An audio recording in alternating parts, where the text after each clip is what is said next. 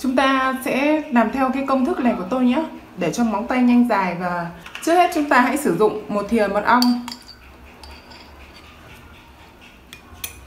1 thìa dầu dừa,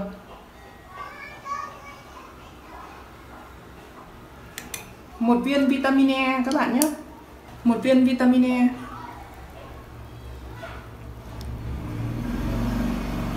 Chúng ta cần vài giọt oải hương để tạo mùi thơm. Rồi các bạn đảo đều, trộn đều hỗn hợp.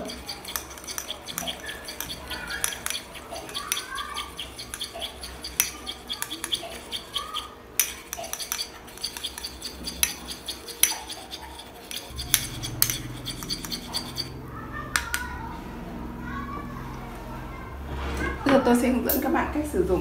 Chúng ta có thể dùng trực tiếp lấy tay bôi lên, hoặc chúng ta dùng chổi cọ nhé các bạn nhé. Các bạn chấm vào hỗn hợp và trải đều lên các ngón tay, các móng chân. Các bạn cứ làm như vậy. Các bạn hãy làm trước khi đi ngủ.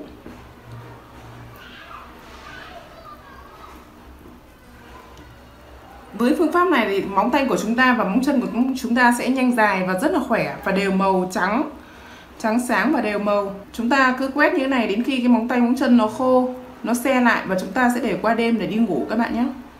Chúng ta sẽ bôi một lớp mỏng. Đi ngủ đến sáng ngày hôm sau thì chúng ta sẽ rửa lại bằng với nước. Sau 1 tuần các bạn sẽ thấy móng tay móng chân của chúng ta sẽ khỏe và trắng, hồng. Video của mình kết thúc ở đây rồi. Các bạn like, share và đăng ký kênh để ủng hộ mình nhé các bạn. Tạm biệt các bạn.